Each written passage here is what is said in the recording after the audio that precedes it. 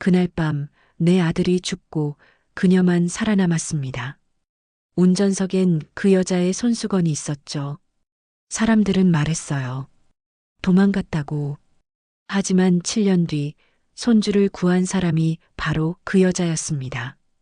그날 나는 처음으로 무릎을 꿇었습니다. 사연 시작하기 전에 아래 무료 버튼 한 번만 톡 눌러주세요. 구독과 좋아요가 여러분께 큰 행운과 따뜻한 기적을 가져다 줄 거예요. 청담동 언덕 위에 자리 잡은 한성가 저택은 서울의 다른 곳과는 다른 시간 속에 갇혀 있었습니다. 돌담을 따라 심어진 검은 솔은 세월의 무게를 고스란히 담고 있었고 저택 입구의 철제 대문은 반짝반짝하게 유지되고 있었지만 그것도 누군가의 의무적인 청소에 불과해 보였습니다. 거실의 벽면을 가득 채운 유화, 말끔하게 정렬된 도자기 그릇들, 궁중 침대처럼 위험 있는 나무 식탁. 모든 것이 완벽하게 정돈되어 있었지만 그곳에는 근본적으로 무언가가 빠져 있었습니다. 그것은 바로 온기였습니다.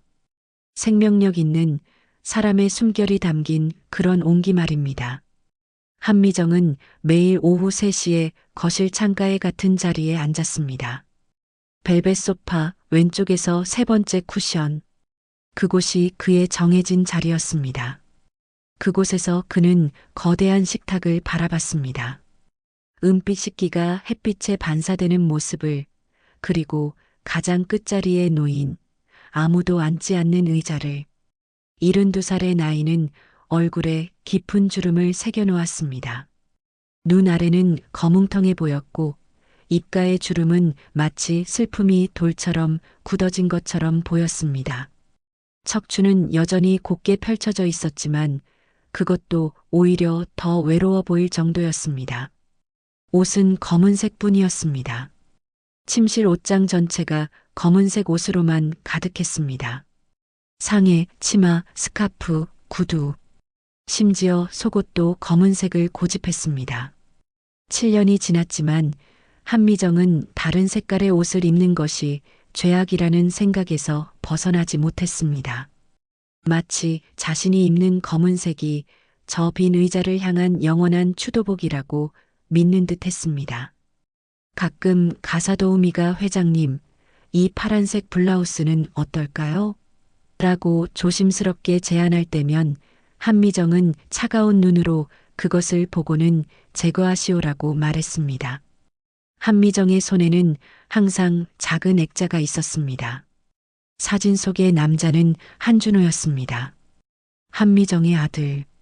47세의 나이에 이 세상을 떠난 그는 부드러운 눈빛과 어릿한 입가의 미소가 특징이었습니다. 준호는 한미정의 남편 같은 냉철함이 없었습니다. 사업가로서 모자람이 많았습니다. 감정에 치우쳐 결정을 내릴 때가 많았습니다. 그것은 한미정에게 오랫동안 마음의 병통이었습니다. 차라리 내가 낳지 않았으면 하는 생각까지 든 적이 있었습니다. 하지만 지금은 달랐습니다. 지금 한미정이 원하는 것은 그 아들이 다시 돌아오는 것뿐이었습니다. 한미정은 사진을 들고 중얼거렸습니다. 아무도 들을 수 없는 목소리로 마치 액자 속의 인물과 직접 대화하듯이 너는 순진했어. 정말 순진한 녀석이었구나. 엄마는 그때 네 순진함이 약점이라고 생각했어. 그런데 그 여자가 나타났지. 정은서.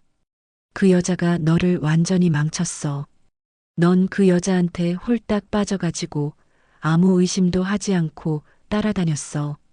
한미정의 손가락이 사진의 유리면을 천천히 어루만졌습니다. 피부는 나이 때문인지 오래 신경 써주지 않아서인지 칙칙해 보였습니다. 손톱은 깎인 지 오래였고 관절에는 나이 반점이 띠를 이루고 있었습니다. 한미정은 자신의 외모를 돌봐야 한다는 생각을 완전히 버렸습니다.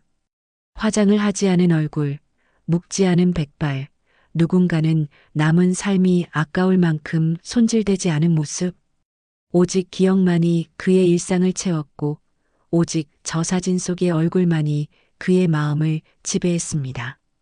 7년 전의 그날 밤은 여전히 생생했습니다.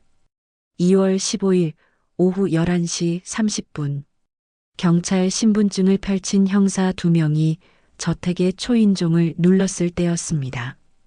한미정님, 정말 안타깝게도 심각한 사건이 발생했습니다. 그 말 한마디는 한미정의 세상을 송두리째 무너뜨렸습니다. 한준호의 자동차가 한강대교 아래로 추락했다는 것. 그 아래는 소용돌이가 많기로 유명한 강물이었습니다. 수심 20m에서 발견된 것은 산산이 부서진 검은색 봉고차, 그리고 내부에서 발견된 한 구의 시신이었습니다. 아들의 시신이었습니다. 운전석에는 금색 결혼반지 2개가 나란히 놓여 있었습니다. 하나는 준호의 반지였고 다른 하나는 정은서의 반지였습니다. 그리고 정제된 자수로 이름이 새겨진 손수건 하나가 운전대 위에 있었습니다. 손수건의 소유자는 정은서였습니다. 한미정은 그 이름을 들었을 때 얼굴이 굳어버렸습니다. 경찰의 다음 말은 더 끔찍했습니다. 피해자 한준호 씨의 피부 아래에는 타박상이 있었습니다. 부인 정은서 님의 손에도 유리 파편이 남아 있었습니다. 초기 조사 결과 운전자는 피해자 정은서 님일 가능성이 매우 높습니다. 혹시 이전에 부부간에 문제가 있었습니까? 싸움이나 불화 같은 것 말입니다. 한미정의 머릿속은 백지가 되어버렸습니다. 더 이상 다른 말은 하지 말아주세요라고 중얼거리며 거실 소파에 앉아버렸습니다. 경찰이 떠난 후 한미정은 저 거대한 식탁 옆에 서서 움직이지 않았습니다. 밤새도록, 새벽이 올 때까지. 그리고 며칠 뒤 은서는 사라져버렸습니다. 사라지기 전에 한성그룹의 계좌에서 2억 원이 빠져나간 기록이 발견되었습니다. 신문은 대대적으로 보도했습니다.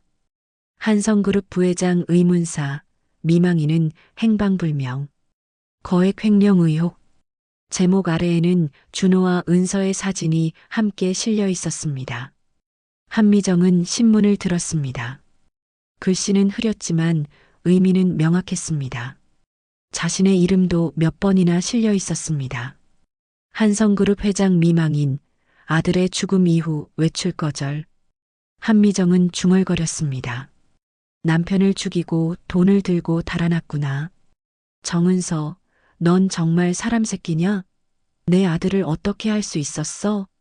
그동안 우리 가족에게 얼마나 큰 상처를 줬는지 넌 알기나 해? 그날 이후 한미정은 검은 옷만 입기로 결심했습니다. 거실의 그 빈 의자 앞에서 매일 오후를 보냈습니다. 손에 들린 사진은 점점 노르스름해졌습니다. 가끔 손가락이 사진을 더듬을 때면 한미정은 속삭였습니다. 내 아들 미안해. 엄마가 그 여자를 막지 못해서 정말 미안해. 넌 정말 순진했어. 저택의 조명은 항상 어두웠습니다. 거실 한 구석의 백합 화분도 시간이 지남에 따라 시들어갔습니다. 아무도 물을 주지 않았기 때문입니다. 한미정의 하루는 기억과 후회로만 채워져 있었습니다. 그리고 그는 자신의 남은 인생이 그렇게 흘러갈 것이라 생각했습니다. 그날 밤 이후 한미정의 세계는 완전히 뒤바뀌어 버렸습니다. 경찰서의 신원 확인 절차는 악몽이었습니다. 차갑고 흰 시체실의 형광등 아래에서 한미정은 손자 한도윤의 손을 꼭 잡아야 했습니다. 10살밖에 되지 않은 아이의 작은 손은 얼어 있었습니다. 할머니, 아빠가 죽었어? 라는 그 작은 목소리는 한미정의 가슴을 칼로 도려내는 듯한 고통을 주었습니다. 한미정은 아이의 머리를 쓰다듬으며 그래, 아빠가 하늘나라로 갔단다라고 말할 수밖에 없었습니다. 하지만 그 순간에도 한미정의 마음에는 분노라는 이름의 검은 연기가 피어올랐습니다. 정은서, 모든 것을 망친 그 여자의 이름이요. 경찰 형사는 차가운 목소리로 설명했습니다. 피해자 한준호 씨의 피부 아래에는 여러 곳에 타박상이 있었습니다. 특히 목과 팔뚝에 집중되어 있습니다. 부인 정은서 님의 손에도 유리 파편이 깊게 박혀 있었습니다. 초기 조사 결과 운전자는 피해자 정은서 님일 가능성이 매우 높습니다. 차량의 블랙박스는 물에 잠겨 손상되었지만 물적 증거들이 그녀의 운전을 시사하고 있습니다. 한미정의 머릿속은 백지가 되어버렸습니다. 그 말을 듣는 순간 한미정의 뇌는 자동으로 최악의 시나리오를 만들어냈습니다. 아들이 운전하는 차에 은서가 탔다. 그들 사이에 싸움이 생겼다. 은서가 핸들을 빼앗으려다 사고가 난 것이다. 아니면 은서가 의도적으로. 혹시 부부간에 갈등이 있었습니까? 최근에 다투거나 한 일은 없습니까? 형사의 질문은 계속됐습니다. 한미정은 잠깐 생각했습니다. 준호와 은서가 싸우는 것을 본 적이 있었습니다. 지난해 크리스마스 파티에서였습니다.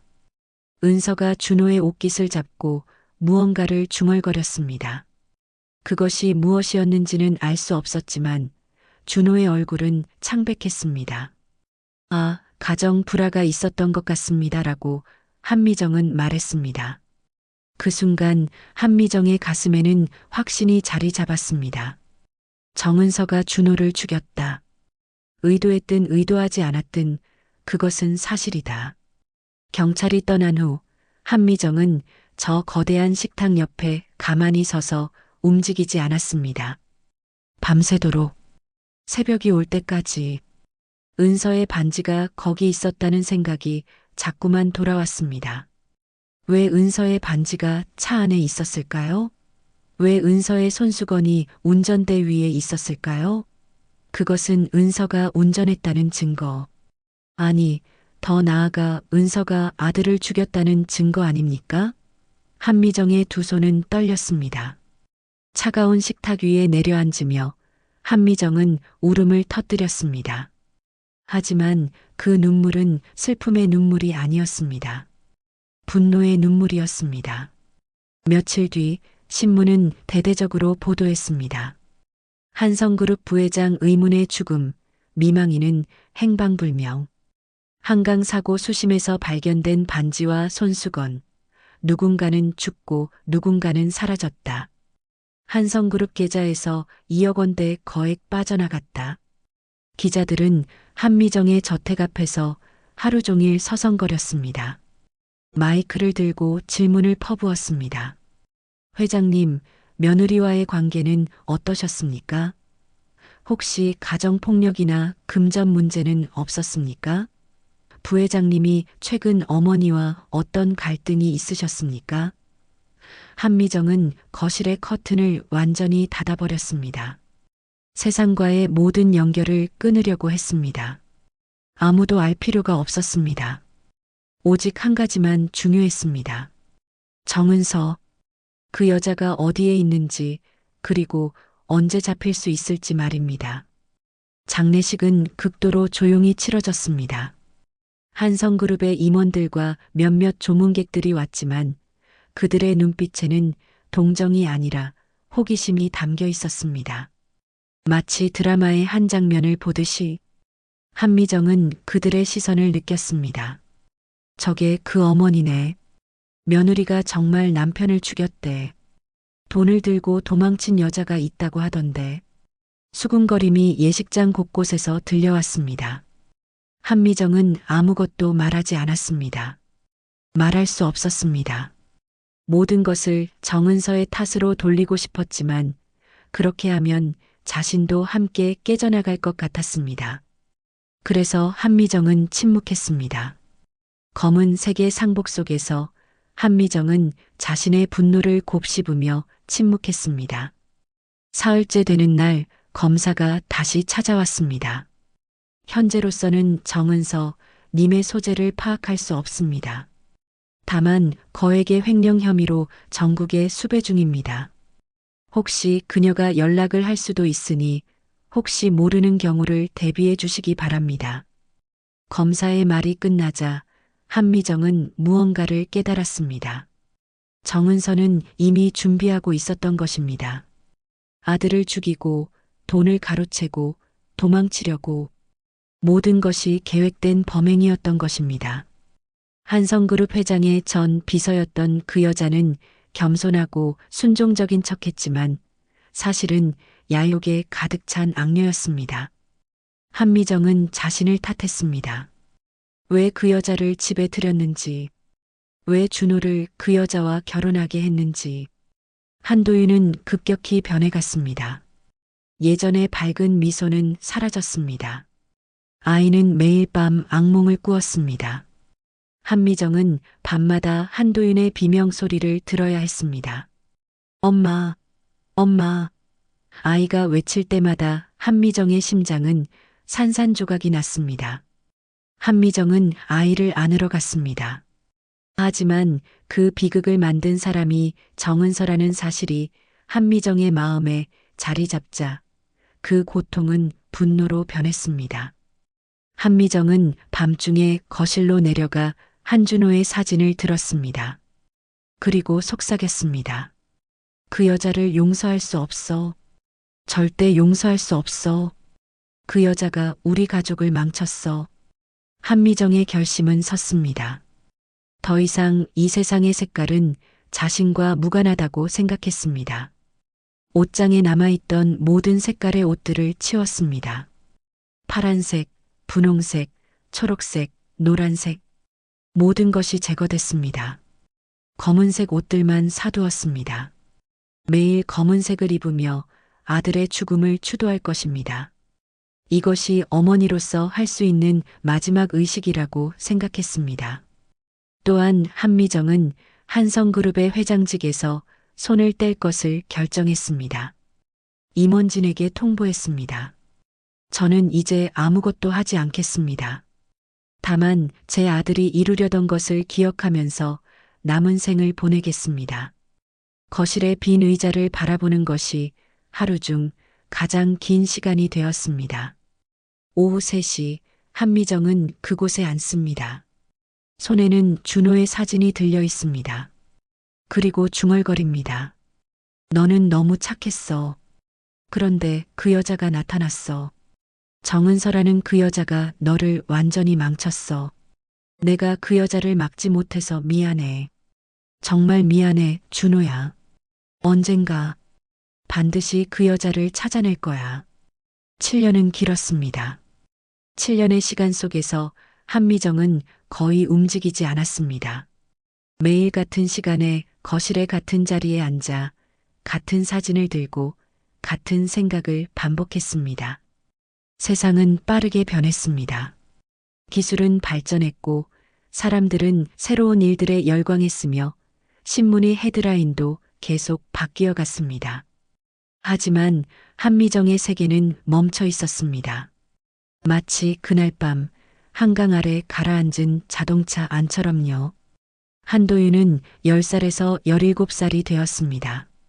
사춘기 소년의 몸과 얼굴을 가지게 되었지만 그의 눈빛은 여전히 죽어 있었습니다. 학교에서는 조용한 아이였습니다. 친구도 많지 않았습니다. 심리 상담사는 외상 후 스트레스 장애라는 진단을 내렸지만 그것이 무엇을 의미하는지는 중요하지 않았습니다. 중요한 것은 아이가 아버지를 잃었다는 것, 그리고 그것이 정은서 때문이라는 것이었습니다.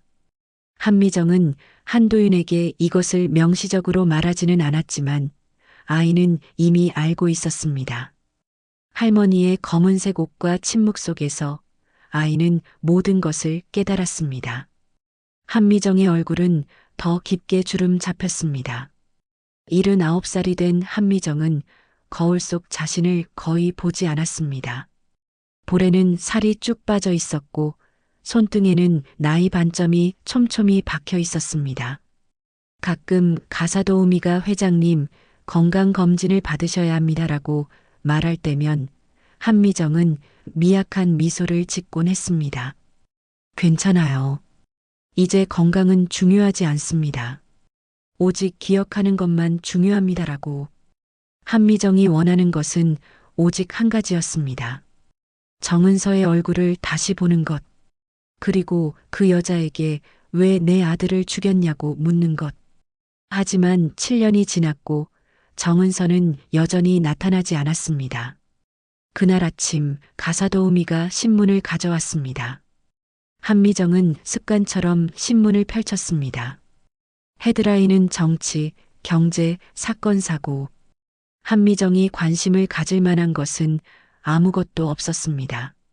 하지만 신문의 한 귀퉁이, 사회면의 작은 기사가 한미정의 시선을 사로잡았습니다. 손가락이 멈췄습니다. 신문이 덜덜 떨렸습니다. 아동센터 7회 동안 익명 후원, 정의. S. 님께 감사장 수여. 한미정의 심장이 멈췄습니다. 정의 S. 그 이름은 불가능했습니다. 하지만 글씨는 명확했습니다. 한미정의 손이 떨렸습니다. 정은서의 이니셜 정의 S. 만약에 이것이 그 여자라면? 한미정은 신문을 집어들었습니다.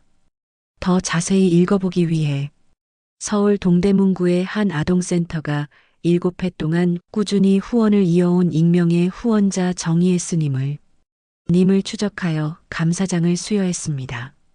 본인이 원하지 않아 얼굴과 이름을 공개하지 않기로 했으나 센터 관계자들은 이분이 없었으면 많은 아이들이 도움을 받지 못했을 것이라고 감사를 표했습니다.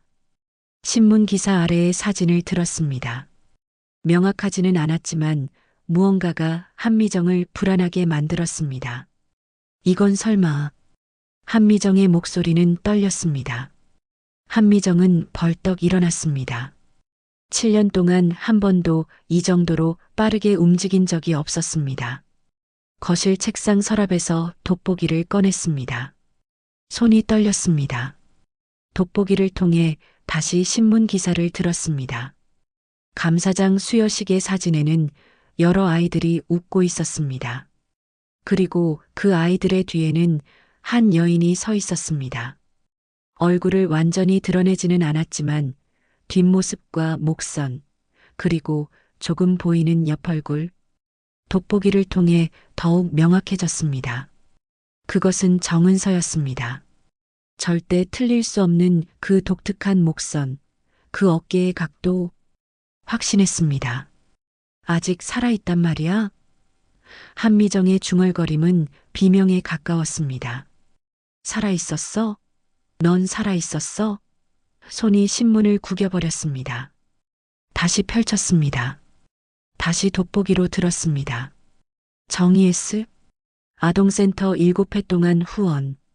7회라는 단어가 자꾸 걸렸습니다. 7년. 정확히 7년. 아들이 죽은 지 7년. 그리고 정은서는 7년 동안 아동센터에 후원을 해왔다고요? 왜 정은서는 아동센터에 후원을 하고 있었던가요? 왜 익명으로? 왜 하필 그 여자가? 한미정의 가슴이 철렁 내려앉았습니다. 7년이 맞습니까? 정은서는 7년 동안 아동센터에 돈을 쏟아붓고 있었다는 말입니까?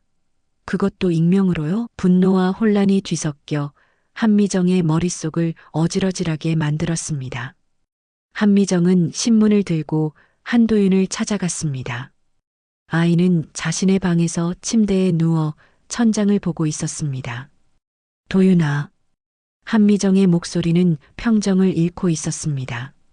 한도윤이 고개를 돌렸습니다. 할머니, 이 신문을 봐. 여긴 어때? 한도윤은 신문을 들었습니다. 돋보기로 사진을 자세히 봤습니다. 얼굴이 창백해졌습니다. 할머니, 이건 설마 엄마? 한미정의 가슴이 철렁거렸습니다. 손자도 느꼈습니다.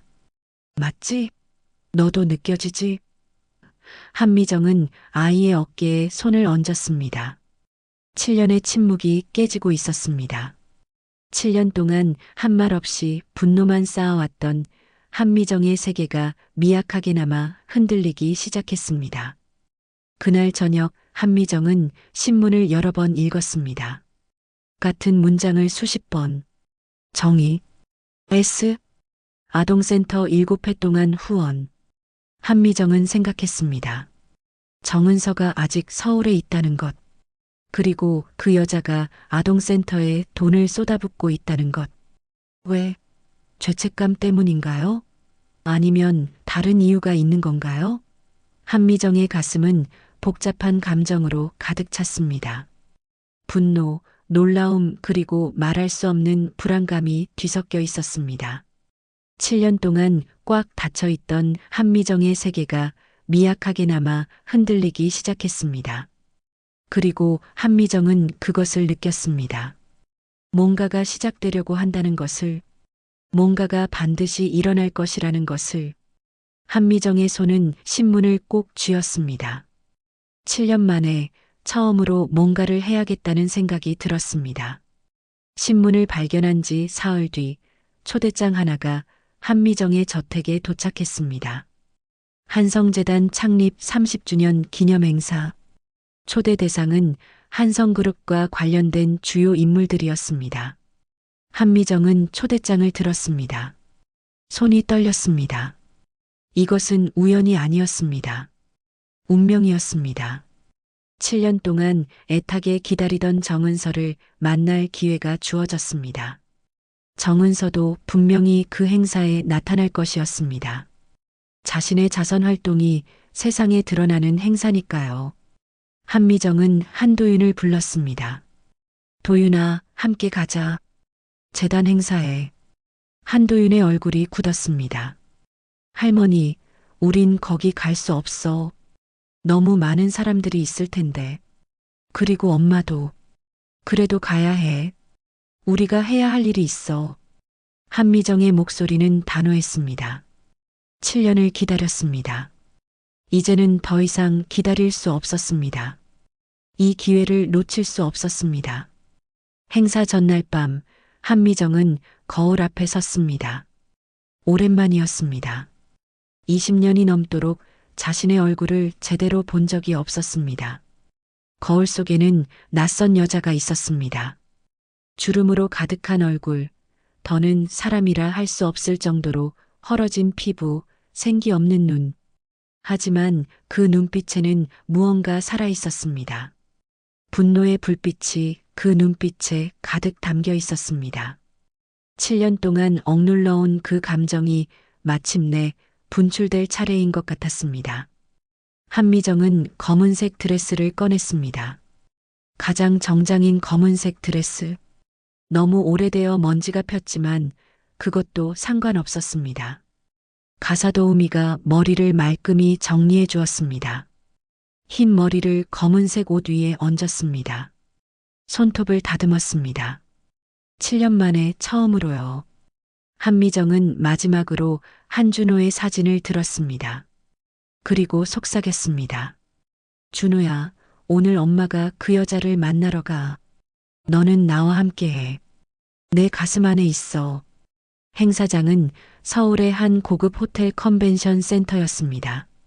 샹들리에가 반짝이는 거대한 연회장, 하얀 테이블보가 깔린 수십 개의 원탁, 우아한 배경음악, 그리고 정장 차림의 수백 명의 사람들. 한미정과 한도윤이 들어섰을 때 많은 눈빛이 그들을 향했습니다. 한미정의 등장은 예상치 못한 것이었으니까요. 7년을 세상과 단절하고 있던 한성그룹의 전 회장이 나타났습니다. 사람들의 목소리가 낮아졌습니다. 수군거림이 연회장 여기저기서 들려왔습니다. 저게 한 회장이야? 정말 오랜만이네. 아직도 검은 옷만 입네. 한미정은 그 말들을 들었지만 신경 쓰지 않았습니다. 오직 한 가지만 생각했습니다. 정은서. 이 자리에 정은서가 올 것인가. 그리고 그 여자의 얼굴을 봤을 때 자신이 어떤 표정을 지을 것인가. 한미정은 신경을 곤두세우며 시선을 천천히 움직였습니다. 연회장의 모든 여자를 훑어봤습니다. 한도윤도 마찬가지였습니다. 손자의 얼굴이 창백했습니다. 아이도 두렵고 초조했습니다. 함께 온 지 몇 분이 되지 않았지만 이미 두 사람 모두 긴장으로 가득 차 있었습니다. 행사가 시작되었습니다. 한성재단의 이사장이 마이크를 들고 무대 위에 올라갔습니다. 오늘 우리는 자선의 참된 의미를 생각해 봅니다. 7년 동안 묵묵히 우리 재단을 후원해 주신 분이 계십니다. 그분은 이름도 얼굴도 드러내지 않으셨지만 얼마나 많은 아이들을 구했는지 모릅니다. 정희 S. 님입니다. 이 시상은 7년간 쉬지 않고 후원을 이어온 정희 S. 님께 드립니다. 무대 옆에 대형 스크린에는 아동센터의 모습이 떠올랐습니다.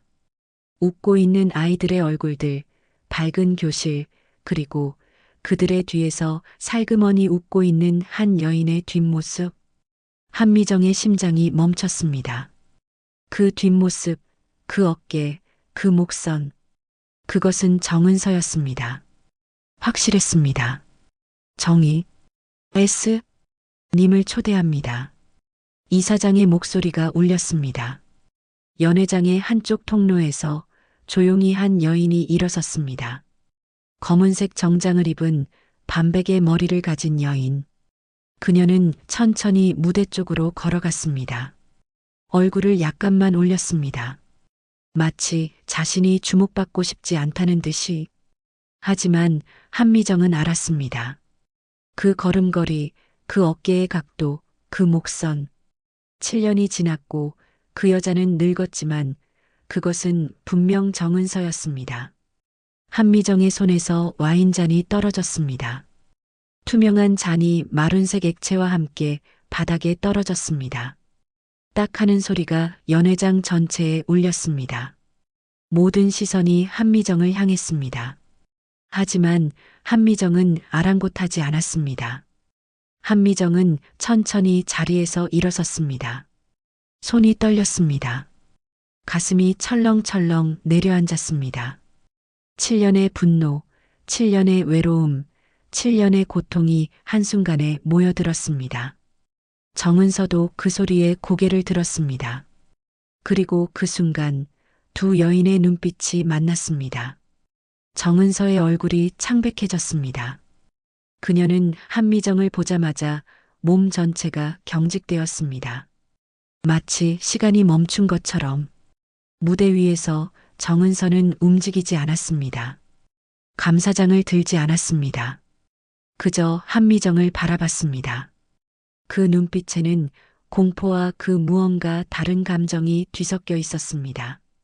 연회장은 조용해졌습니다. 배경음악도 어딘가 불안해 보였습니다. 사람들은 두 여인이 서로를 보는 광경을 지켜봤습니다. 무언가 큰 일이 일어날 것 같은 예감이 모두를 장악했습니다. 7년 전에 헤어진, 그리고 이제 다시 만난 어머니와 며느리. 한미정은 천천히 걸어갔습니다. 테이블을 지나 연회장의 복도를 지나 무대 방향으로. 한도윤도 뒤를 따랐습니다. 사람들이 길을 비켜줬습니다. 누구도 막지 않았습니다. 마치 운명 앞에서는 모두가 무력한 것처럼요. 정은서는 여전히 움직이지 않았습니다. 무대 위에서 감사장을 들 수도 내려올 수도 없는 그대로. 마치 죽음과 대면한 사람처럼 고정되어 있었습니다. 한미정이 무대 가까이 다가갔습니다. 얼굴을 들었습니다. 정은서와 눈을 마주쳤습니다. 한미정의 목소리는 낮았지만 그 속의 분노는 연회장 전체를 채웠습니다. 내가 감히 여길 와? 정은서는 천천히 고개를 숙였습니다. 감사장을 들지 않고 단지 고개만 숙였습니다. 그리고 속삭였습니다. 목소리는 거의 들리지 않을 정도로 작았습니다. 아이들을 위해서입니다. 어머니. 그 말이 떨어지는 순간 연회장 전체가 긴장으로 가득 찼습니다. 7년 동안 쌓여온 것들이 이 순간 폭발하려고 했습니다. 한미정의 눈빛은 칼처럼 날카로워졌습니다. 목소리는 더욱 낮아졌지만 더욱 날카로워졌습니다. 아이들, 넌 내 아들을 죽였으면서 아이들을 운운하냐? 그 말이 떨어지고 불과 10초 뒤 연회장의 천장에서 화염 감지기가 울렸습니다. 처음에는 아무도 심각하게 받아들이지 않았습니다. 소방 훈련인 줄 알았으니까요. 하지만 공기의 냄새가 변했습니다. 타는 냄새였습니다. 연회장의 한쪽 복도에서 하얀 연기가 피어오르기 시작했습니다. 그리고 오렌지색 불빛이 어둠 속에서 춤을 추기 시작했습니다. 화재입니다. 누군가가 외쳤습니다. 그 순간 평화로운 연회장은 완전한 혼란으로 변했습니다. 사람들이 일어섰습니다. 비명이 터져 나왔습니다. 여자들이 비어있는 야단을 쳤습니다. 출입구로 향하는 인파가 거칠게 밀려나갔습니다. 한미정은 한도윤의 손을 꼭 잡았습니다. 도윤아, 빨리 나가자. 계단으로. 하지만 한도윤이 움직이지 않았습니다. 아이는 주변을 보고 있었습니다. 그리고 한미정도 깨달았습니다. 정은서가 무대에서 사라졌습니다. 한미정의 눈빛이 복도를 훑었습니다. 정은서는 어디로 간 것일까요? 연회장 뒤쪽으로 향하는 또 다른 복도에서 더 많은 연기가 나오고 있었습니다. 화염이 보였습니다. 제대로 된 불이었습니다. 건물의 일부가 불타오르고 있었습니다. 호텔 직원들이 소방대에 신고하고 있었습니다. 엘리베이터 근처에서 화재가 발생했습니다. 어린이 보육실 쪽에서 호텔 직원의 얼굴이 창백해졌습니다. 그 순간 한미정의 가슴이 철렁 내려앉았습니다. 어린이 보육실, 한도윤이 가기로 했던 곳입니다. 호텔 스태프가 행사 진행 중에 아이들을 보육실에 데려다 달라고 했었습니다. 호텔 직원이 절박한 목소리로 외쳤습니다. 모든 분은 계단으로 대피하세요. 엘리베이터는 절대 사용하지 마세요. 위험합니다. 하지만 이미 늦었습니다. 한미정은 그 순간을 보았습니다. 호텔 직원 한 명이 급히 행동했습니다. 건물의 어린이들을 보육실에서 빼내려고 했던 것입니다. 하지만 그 와중에 한도윤이 엘리베이터 버튼을 눌렀습니다. 호텔 직원이 한도윤을 데려가려고 했지만 너무 늦었습니다. 엘리베이터 문이 열렸고 도윤은 그 안으로 들어갔습니다. 그 다음 순간 펑 하는 폭발음이 났습니다. 엘리베이터 위에서 불이 났던 것입니다. 엘리베이터 안은 곧바로 연기가 가득 찼습니다. 불길이 엘리베이터 문틈으로 새어나왔습니다. 도윤아. 한미정의 비명이 연회장을 휩쓸었습니다. 그것은 동물 같은 비명이었습니다. 모든 것을 잃을 것 같은 절망의 비명. 한미정은 그곳으로 달렸습니다. 하지만 호텔 직원이 그를 막았습니다. 위험합니다. 계단으로 나가세요. 엘리베이터 안에서 한도윤의 목소리가 들렸습니다. 비명이었습니다. 할머니, 할머니, 도와줘요. 17살의 손자 목소리. 하지만 지금 아이는 비명 어린 목소리로 울고 있었습니다. 한미정의 심장은 산산조각이 났습니다. 7년 전에 경험했던 그 공포가 다시 찾아왔습니다. 또 다른 가족을 잃는 것 같았습니다. 아니, 아들을 잃은 지 7년 만에 손자마저 잃게 되는 것 같았습니다. 도윤아, 도윤. 한미정은 계속 외쳤습니다. 하지만 그의 목소리는 비명 속에 묻혔습니다. 그때였습니다. 정은서가 나타났습니다. 검은색 정장이 연기로 자욱한 복도에서 튀어나왔습니다. 정은서는 엘리베이터 문을 향해 달렸습니다. 손가락을 엘리베이터 문틈에 넣고 힘껏 벌렸습니다. 하지만 문이 열리지 않았습니다. 엘리베이터는 멈춰 있었습니다. 그리고 그 안에서는 계속 불이 타올랐습니다. 정은서는 주변을 둘러봤습니다. 소화기를 집어들었습니다. 엘리베이터 안으로 연사를 뿌렸습니다. 하지만 효과는 없었습니다. 화염은 계속 타올랐습니다. 정은서는 결단했습니다. 그리고 아무도 예상하지 못한 일을 했습니다. 도윤아, 엄마야. 엄마가 여기 있어. 정은서의 목소리가 불길 위로 울렸습니다. 그리고 그 여자는 불길 속으로 뛰어들었습니다. 아무 보호도 없이, 아무 준비도 없이 한미정은 그 장면을 봤습니다. 선명하게, 마치 시간이 느려지는 것처럼 정은서가 엘리베이터 문을 힘껏 벌리는 모습을, 연기와 불길이 그 여자의 얼굴을 휩싸는 모습을, 그 여자의 검은 정장이 불에 타오르는 모습을, 그 여자의 머리카락이 순식간에 타오르는 모습을, 내 아이는 내가 구해요. 정은서의 외침이 불길을 뚫고 들렸습니다. 엘리베이터 안에서 한도윤의 작은 팔이 나타났습니다. 정은서가 도윤의 손을 잡았습니다. 아이는 정은서에게 안겼습니다. 엄마, 엄마, 엄마. 그리고 정은서는 도윤을 안고 불길을 헤치며 나왔습니다. 연기 속에서 불이 타오르는 와중에 정은서의 머리카락이 완전히 타버렸습니다. 어깨가 타올랐습니다. 등이 타올랐습니다.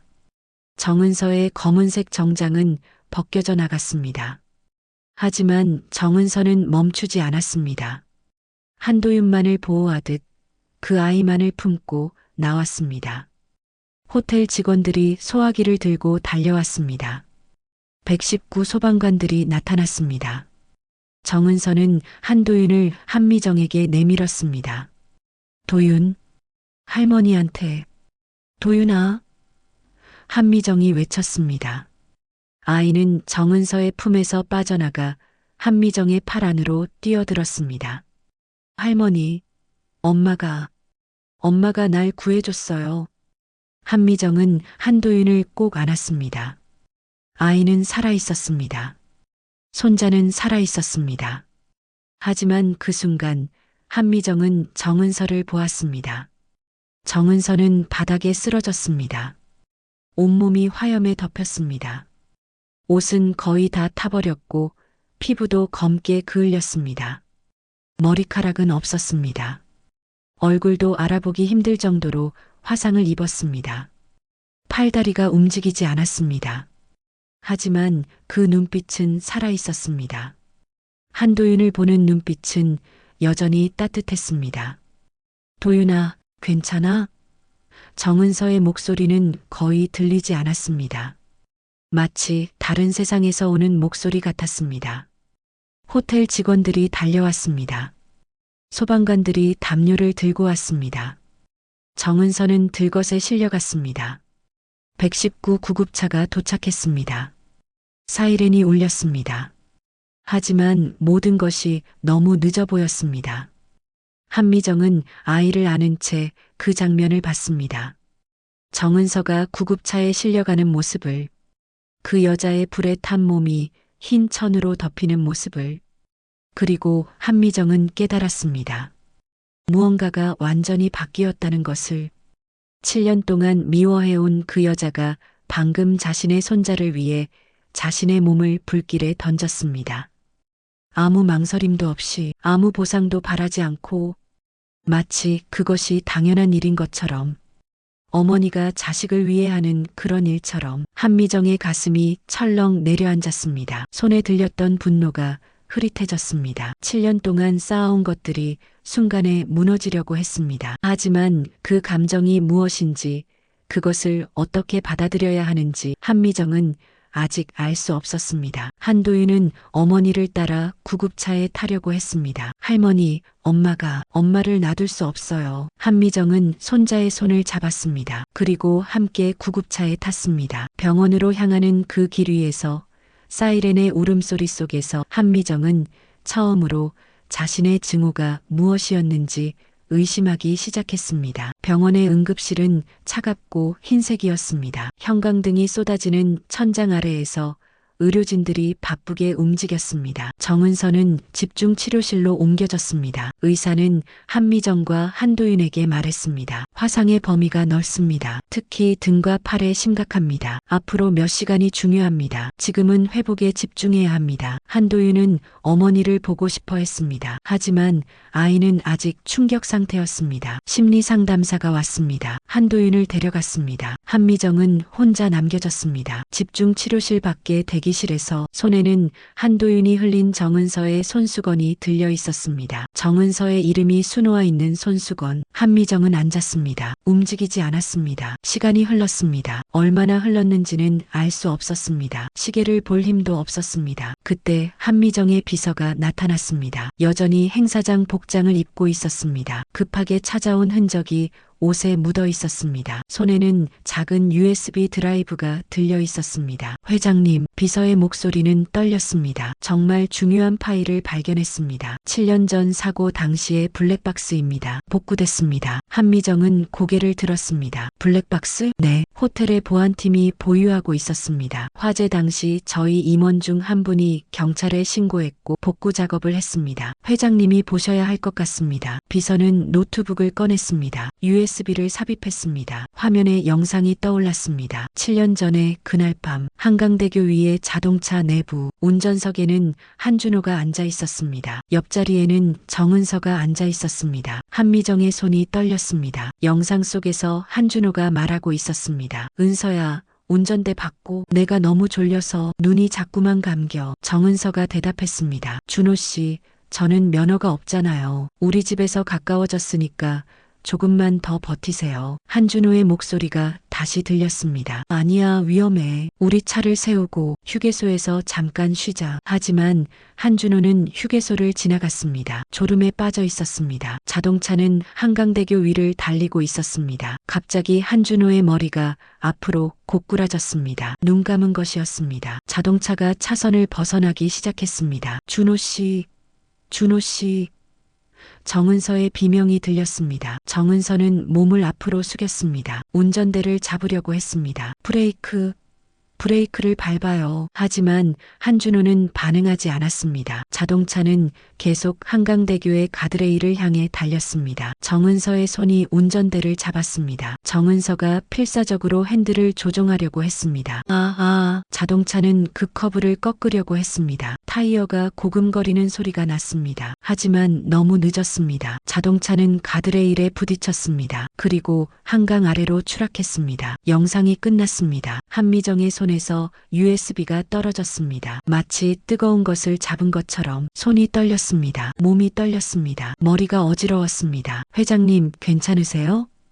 비서가 다가왔습니다. 한미정은 대답하지 않았습니다. 대답할 수 없었습니다. 한미정의 가슴 속에 무언가가 산산조각이 났습니다. 하지만 그것은 다른 종류의 산산조각이었습니다. 7년 동안 한미정은 정은서를 미워했습니다. 정은서가 자신의 아들을 죽였다고 생각했습니다. 정은서가 돈을 훔쳐갔다고 믿었습니다. 정은서가 악녀라고 확신했습니다. 그리고 7년 동안 그 분노 속에서 살았습니다. 검은색 옷을 입으며 빈 의자를 바라보며 죽은 사진을 들으며. 하지만 영상 속의 것은 진실이었습니다. 정은서는 자신의 아들을 죽이지 않았습니다. 정은서는 남편을 살리려고 노력했습니다.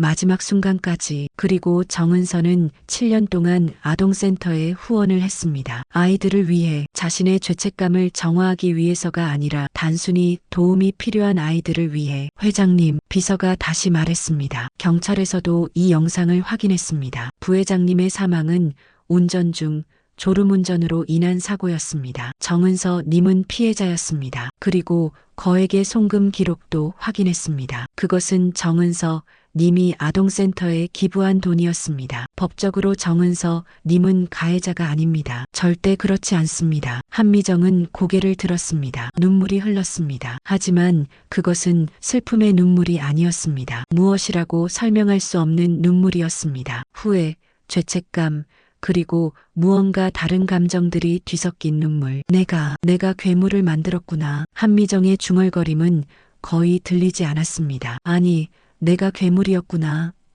한미정은 정은서의 손수건을 들었습니다. 자수된 이름을 봤습니다. 정은서, 그 이름을 처음으로 다르게 읽는 것 같았습니다. 증오의 대상이 아니라 한 명의 여인으로서, 남편을 잃은 여인으로서, 아이를 위해 모든 것을 버린 여인으로서 한미정은 집중치료실의 문을 받습니다. 그 안에는 정은서가 있었습니다. 불에 탄 몸으로 한미정은 그 문 앞으로 걸어갔습니다. 천천히, 마치 무거운 책임감을 짊어지는 것처럼. 의사가 말했습니다. 상태가 매우 좋지 않습니다. 회복은 어려울 것 같습니다. 한미정은 창을 통해 정은서를 봤습니다. 온몸이 감겨 있었습니다. 산소 마스크를 착용하고 있었습니다. 하지만 눈은 조용히 감겨 있었습니다. 마치 평온한 수면을 자고 있는 것처럼. 한미정은 생각했습니다. 이 여자가 이 7년 동안 무엇을 생각했을까? 미워하는 시어머니를 피해 숨어 살면서, 아이들을 위해 자선을 하면서 무엇을 느꼈을까? 그 여자도 외로웠을 것입니다. 그 여자도 아팠을 것입니다. 그리고 그 여자는 손자를 위해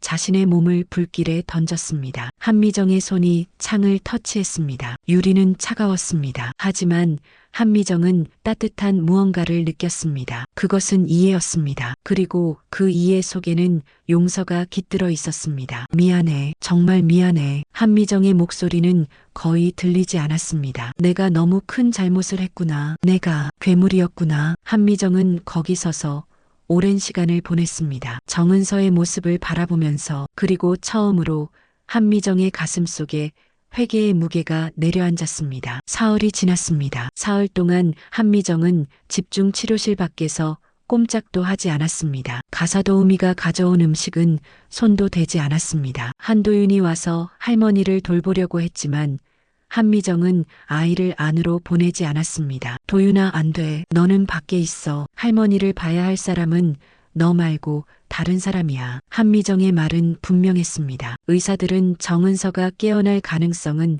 낮다고 말했습니다. 하지만 한미정은 기도하고 있었습니다. 처음으로 누군가를 위해 기도했습니다. 자신의 아들이 아닌 자신이 미워했던 여인을 위해. 그 여인을 살려달라고. 그 여인과 이야기할 기회를 달라고. 그 여인에게 자신의 미안함을 전할 기회를 달라고. 사흘째 밤 의료진들이 움직이기 시작했습니다. 정은서의 산소 포화도가 조금씩 올라가고 있었습니다. 의사가 한미정에게 말했습니다. 기적입니다. 의식이 돌아올 수도 있습니다. 지금 보호자분은 준비하세요. 한미정의 가슴이 철렁 내려앉았습니다. 자신이 정은서와 만날 준비가 되어 있었나요?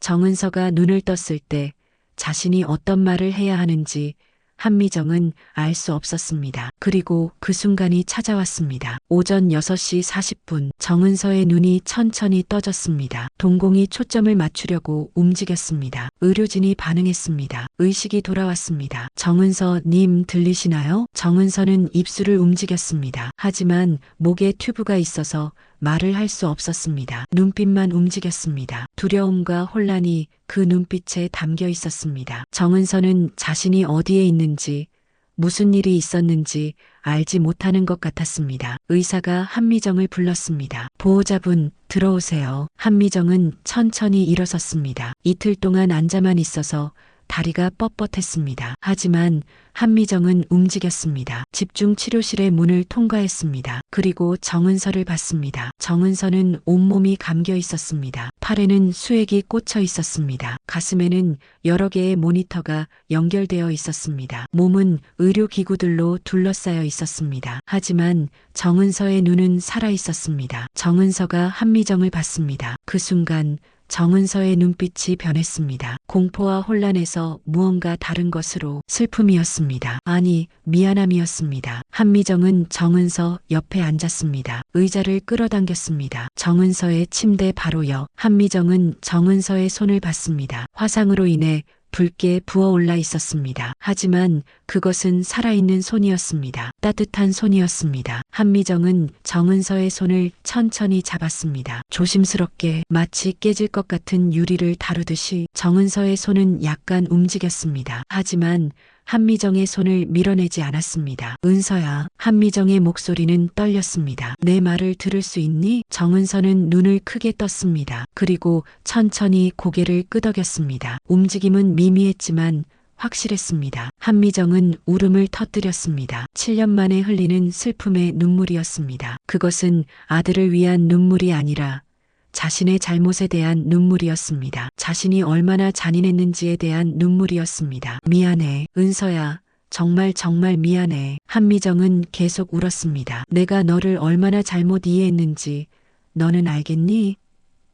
나는 너를 미워했어. 하지만 넌 아무것도 하지 않았어. 오히려 너는 우리 도윤을 구했어. 너는 어머니였어. 정은서의 눈에서도 눈물이 흘렀습니다. 화상으로 인해 감겨있는 눈에서 눈물이 천천히 흘렀습니다. 입술이 움직였습니다. 정은서는 한미정의 손을 꼭 잡으려고 했습니다. 하지만 화상으로 인해 힘이 없었습니다. 한미정은 정은서의 손을 더욱 조심스럽게 잡았습니다. 아주 천천히, 마치 신생아의 손을 처음 잡는 어머니처럼. 도윤이는 안전해. 너희 아이는 할머니가 지켜줄 거야. 그리고 은서야. 넌 살아야 해. 제발 살아나야 해. 한미정은 정은서의 손을 뺨에 갖다 댔습니다. 화상으로 인해 거친 그 손을 뺨에 댔습니다. 내가 너를 제대로 알아주지 못했어. 내가 너를 어떻게 이해할 생각을 하지 못했어. 모두 내 잘못이야. 내가 너를 미워해서 이 모든 게 일어났어. 정은서의 눈빛이 더욱 간절해졌습니다. 그 여자는 손가락 하나를 움직였습니다. 미약하지만 확실한 움직임. 한미정의 손을 누르려고 했습니다. 내가 알아. 넌 말을 할 수 없겠지. 하지만 넌 모든 걸 견뎌냈어. 7년을 혼자 견뎌냈어. 그리고 우리 도윤을 위해 목숨까지 걸었어. 한미정은 정은서의 얼굴을 봤습니다. 화상으로 인해 많이 손상된 그 얼굴을. 하지만 한미정은 그 안에서 정은서의 진실을 봤습니다. 진정한 어머니의 심장이 그 몸 안에 있다는 것을 봤습니다. 의사가 들어왔습니다. 회장님, 환자가 너무 흥분해서는 안 됩니다. 혈압이 올라가고 있습니다. 한미정은 고개를 끄덕였습니다. 하지만 정은서의 손을 놓지 않았습니다. 한미정은 정은서에게 속삭였습니다. 거의 들리지 않을 정도로 작은 목소리로 넌 이제 혼자가 아니야. 우리 가족으로 돌아와. 제발. 나는 너를 용서해. 아니, 용서해달라고 해야 할 일도 없어. 왜냐하면 내가 미워해야 할 사람은 너가 아니었으니까. 내가 내 자신을 미워했어야 했어. 정은서의 눈이 감겼습니다. 하지만 그것은 잠에 빠진 것이 아니었습니다. 평온함이었습니다. 마지막으로 한번 정은서는 한미정의 손가락을 움직여 누르려고 했습니다. 그리고 그 손가락은 성공했습니다. 미약하지만 한미정의 손을 눌렀습니다. 한미정은 그 압력을 느꼈습니다. 그 안에 담긴 모든 말들을. 나는 괜찮아. 나는 너를 이해해. 나는 용서해. 우리 함께 가자. 그 모든 말들이 그 손가락 하나에 담겨 있었습니다. 한미정은 정은서의 손을 다시 가슴에 안았습니다. 자신의 가슴에, 자신의 심장이 뛰는 곳에 7년 동안 차가워 있던 그 가슴이 이제 다시 따뜻해지고 있다는 것을 한미정은 느꼈습니다. 고마워. 정말 고마워, 은서야. 그리고 미안해. 한미정은 계속 울었습니다. 하지만 이제 그 눈물 속에는 무엇인가 다른 감정이 섞여 있었습니다. 죄책감의 눈물이 아니라 그것을 초월한 무언가, 용서와 화해의 감정이 그 눈물 속에 흐르고 있었습니다. 의료진은 조용히 물러섰습니다. 의사는 한미정을 보며 중얼거렸습니다. 기적입니다. 정말 기적이에요. 환자의 생명 신호가 안정되었습니다. 이런 경우는 정말 드물어요. 하지만 의사는 알 수 없었습니다. 그것이 의학적 기적이 아니라 마음의 기적이라는 것을. 7년 동안 얼어붙은 두 마음이 서로를 찾아가면서 만들어낸 기적이라는 것을. 증오가 사랑으로 변하면서 피어난 기적이라는 것을. 한미정은 정은서 곁에 앉아 있었습니다. 정은서의 손을 쥐고. 그리고 그 순간 한미정은 깨달았습니다. 이 여인이 자신의 며느리가 아니라 자신의 딸이었다는 것을. 아니, 처음부터 그랬을 수도 있었다는 것을. 몇 주가 지났습니다. 정은서는 더 큰 병원으로 옮겨졌습니다. 전문적인 화상 치료 센터였습니다. 회복은 더딜 것이라고 의사들은 말했습니다. 하지만 정은서의 생명은 안정적이었습니다. 그리고 그것이 가장 중요했습니다. 한미정은 매일 병원을 방문했습니다. 말을 많이 하지는 않았습니다. 단지 정은서 곁에 앉아 손을 잡고 있을 뿐이었습니다. 그것으로 충분했습니다. 그 침묵 속에는 7년분의 말들이 담겨 있었으니까요. 한성가 저택은 변했습니다. 거실의 커튼이 열렸습니다.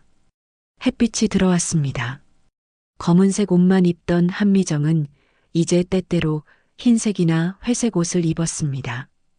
급격한 변화는 아니었지만 명확한 변화였습니다. 가사도우미들도 저택에 웃음이 생겼다고 말했습니다. 7년 만에 들려오는 웃음소리가요. 한도윤도 달라졌습니다.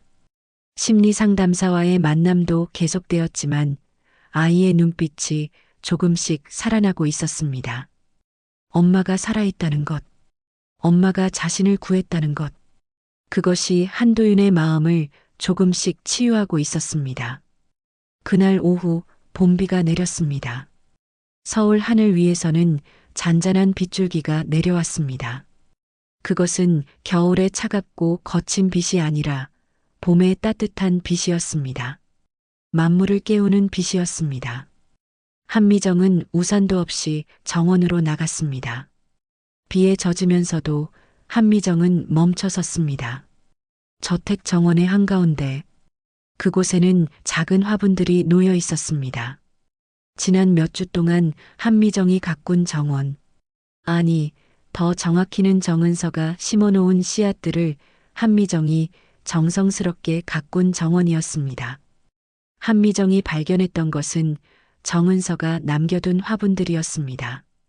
거실 한 구석에 숨겨져 있던 작은 화분들, 그 안에는 씨앗이 들어 있었습니다. 정은서가 7년 동안 심어두었던 씨앗들, 그리고 한미정은 그 화분들을 정원으로 옮겼습니다. 매일 물을 주고 돌보고 말을 걸었습니다. 은서야, 너는 이 씨앗들을 얼마나 정성스럽게 심었니? 이제 할머니가 이것들을 피워낼 테니까. 봄비가 내리는 그 순간 그 작은 화분 속에서 초록색 새싹이 피어나 있었습니다. 아주 미약하지만 분명한 생명의 신호, 새로운 생명이 깨어나고 있었습니다. 한미정은 무릎을 꿇었습니다. 정원의 흙 위에 무릎을 꿇고 그 새싹을 바라봤습니다. 빗줄기가 한미정의 얼굴을 적셨습니다. 하지만 한미정은 움직이지 않았습니다. 그곳에서 한미정은 중얼거렸습니다. 이제 알겠어. 사랑은 지키는 게 아니라 기억하는 거구나. 한미정의 목소리는 낮았지만 그 안에는 깊은 깨달음이 담겨 있었습니다. 내가 아들을 잃었을 때 나는 그것을 지켜야 한다고 생각했어. 검은색 옷을 입으로 추도하고 분노로 가슴을 채우고. 하지만 그건 지키는 게 아니었어. 그건 죽인 거였어. 내 아들도, 내 며느리도, 내 손자도, 그리고 내 자신도. 봄비는 계속 내렸습니다. 한미정은 그 새싹에 손을 뻗었습니다. 조심스럽게, 마치 새로 태어난 아기를 만지듯이. 하지만 은서가 내게 보여줬어. 잃어버린 것을 기억하는 방법. 그건 증오가 아니라 사랑이라는 걸. 기억하는 것도 사랑이고, 돌보는 것도 사랑이고, 용서하는 것도 사랑이라는 걸. 그때 한도윤의 목소리가 들렸습니다. 할머니? 한미정은 고개를 들었습니다. 한도윤이 우산을 들고 정원으로 나왔습니다. 아이도 이제 17살의 소년으로 보였습니다. 하지만 눈빛에는 여전히 그 나이대의 부드러움이 있었습니다. 할머니, 우산을 써야지. 감기 걸려. 한도윤이 한미정 위에 우산을 씌웠습니다. 한미정은 미소를 지었습니다. 도윤아 와봐. 봐, 이 새싹. 한미정이 가리켰습니다. 화분 속의 초록색 새싹을. 한도윤이 다가갔습니다. 아이의 얼굴이 부드러워졌습니다. 엄마가 심어둔 거네. 할머니가 돌본 거. 한미정은 고개를 끄덕였습니다. 그래. 엄마가 이 씨앗을 심어놨고 할머니가 물을 주고 돌봤어. 그리고 이제 피었단다. 한도윤은 한미정의 손을 잡았습니다. 할머니, 엄마는 언제 와요? 한미정은 한도윤의 얼굴을 봤습니다. 그 질문 속에는 그 아이의 간절함이 다 담겨 있었습니다.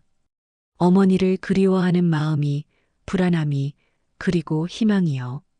한미정은 천천히 아이의 머리를 쓰다듬었습니다. 장시간 그렇게 했습니다. 그 손길에는 할머니의 사랑이 가득 담겨 있었습니다. 지금도 여기 있단다. 우리 곁에. 여기. 할머니, 엄마가 병원에 있잖아요. 한미정은 정원을 가리켰습니다. 봄비가 내리는 정원을, 새싹이 피어나는 화분을, 그리고 하늘 위의 구름들을. 도윤아, 사랑은 눈에 보이는 게 아니야. 엄마가 너를 사랑하는 마음은 이 빛 속에도 있고, 이 새싹 속에도 있고, 우리 가슴 속에도 있단다. 엄마는 지금도 너를 지켜주고 있어. 항상 옆에 있단다. 한도윤의 눈에 눈물이 맺혔습니다. 하지만 그것은 슬픔의 눈물이 아니었습니다. 그것은 이해의 눈물이었습니다. 사랑받고 있다는 것을 깨닫는 눈물이었습니다. 한미정과 한도윤은 그곳에 서 있었습니다. 봄비가 내리는 정원 한가운데 할머니와 손자, 그들의 위에는 우산이 있었고 그들의 발 아래에는 봄의 새싹이 피어나고 있었습니다. 그때 바람이 불었습니다. 정원의 담장 너머에서 한 송이의 하얀 국화가 날려왔습니다. 봄바람에 흔들리는 흰 국화. 그것은 누군가의 정원에서 온 것이었습니다. 아무도 알 수 없는 곳에서. 하지만 한미정은 알았습니다. 그것이 무엇인지. 정은서의 사랑이 어떤 형태로든 그들에게 닿아 있다는 것을. 한미정은 흰 국화를 집어들었습니다. 빛에 젖은 그 꽃을 한도윤에게 보여주었습니다. 봐, 도윤아. 엄마가 보내주신 거야. 한도윤은 그 국화를 받았습니다. 그 꽃을 아주 조심스럽게 들었습니다. 마치 세상에서 가장 소중한 것을 다루듯이. 한미정은 다시 정원을 바라봤습니다. 봄빛 속에서 새싹이 피어나는 정원을. 그리고 한미정은 깨달았습니다. 이것이 사랑이라는 것을, 이것이 기억하는 방식이라는 것을. 지나간 시간을 원망하지 않고 미래를 두려워하지 않고 현재의 이 순간을 소중히 여기는 것. 그것이 사랑을 기억하는 방식이었습니다. 한미정은 한도윤의 손을 잡았습니다. 그리고 함께 저택으로 걸어갔습니다. 봄비가 내리는 정원을 뒤로하며. 하지만 그들의 가슴 속에는 그 정원이 여전히 살아있었습니다. 새싹이 피어나는 그 정원이, 사랑이 흐르는 그 정원이 영원히요. 하늘 위에서 봄비가 계속 내렸습니다. 한성가 저택의 정원을 적시면서. 그리고 그 정원 한가운데 흰 국화 한 송이가 흙에 스며들었습니다. 사랑의 증거가 되어 영원히 그곳에 남겨져 있었습니다. 오늘의 이야기가 당신 마음에 닿았다면 지금 바로 구독과 좋아요로 마음을 전해주세요.